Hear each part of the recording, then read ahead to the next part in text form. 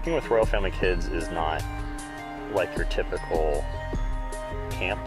You know, these foster kids, they don't always have the opportunity to really just be kids and play.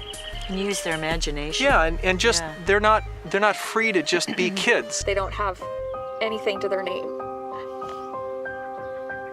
Sorry. Like, they'll show up with a trash bag of shoes and clothes that don't fit them.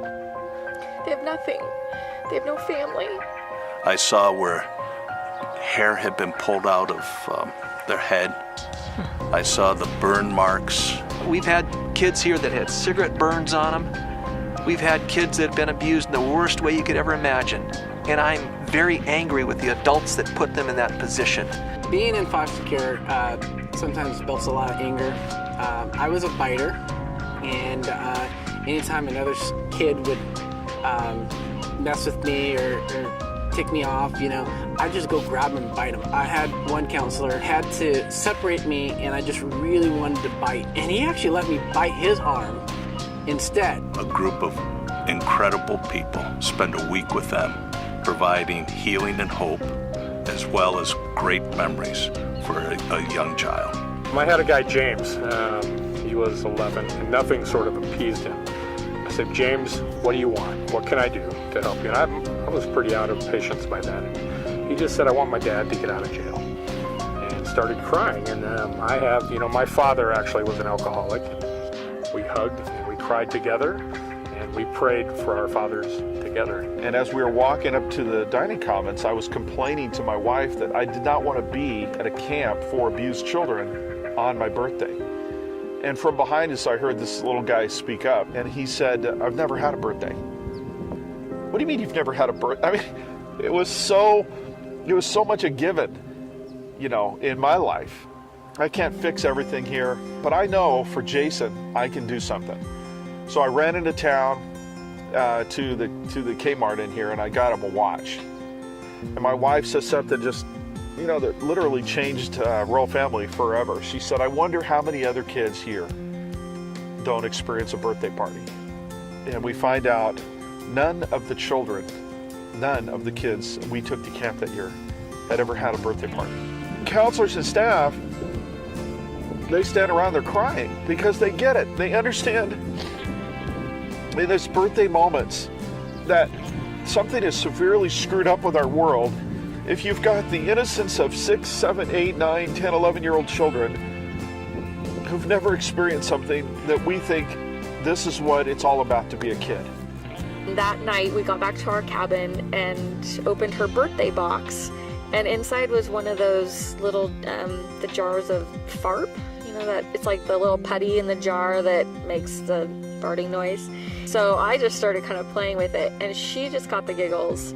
Started laughing hysterically. I got the giggles, and we hadn't really connected up until that point very much because she was so quiet. Only the boys were supposed to get the FARP, the girls weren't supposed to get it, and we got the one box that had it in there. I've never seen the boys eat more bacon at any other place in the world than at a Royal Family Kids camp. It's disgusting.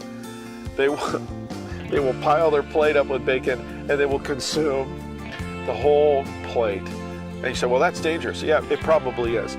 But that's a big thing at camp. They've never seen or had that much bacon. And his counselor said, okay, George wants to do the swim test. And again, he was the littlest kid at camp that year, so he's a little tiny little guy. And he starts going like crazy, and he is just scared, just maxed out. And he's doing his dog paddle and kicking like crazy, and everyone in the pool area is cheering him on. There was so much screaming. Just People screaming, came running go to see George, what was going on. go George, go George. It was like he just got a gold medal in the Olympics, okay? He gets his band, and it's like the best treasure he could ever have. He worked with his counselor to be able to do that, to achieve that.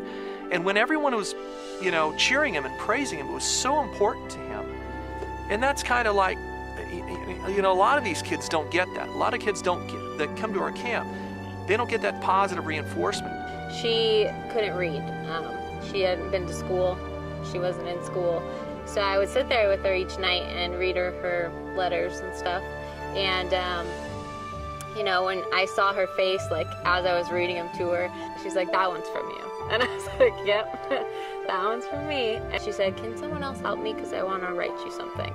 So one of the other counselors helped her as she wrote out a note to me. And she actually took all the time and the effort to sit there and write out, you know, thank you for being my camp counselor. I'm going to miss you. And I had a great time at camp. Like, love Shireen. That one goes in my Bible.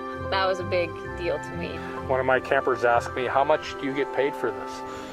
And just could not believe. I said, I volunteer. I'm here because I love you and I want to see you and I want to be with you for a week. And Is that everyone is just total dorks the whole week and they don't care because you just go all out for these kids. Creating a safe place for these kids for a week to just be who they are and love them exactly where they're at is probably the most powerful thing we can do for them. Like he says, you feel like you're poking the devil in the eye. Yeah, that's what it's like. You know what you're doing? You're punching them right in the nose. That's what it's like. You stand right up there and you grab them by the throat and you punch them right in the nose. That's what we do every week. We asked ourselves, have we done anything that's been this hard ever in our life? No. So we sat around, we cried out every tear we had. We loved the children to the best of our ability. And as we went around the room, we all said, I don't think I could do it again. And then someone said, how can we not? Yeah, how can we not do it again?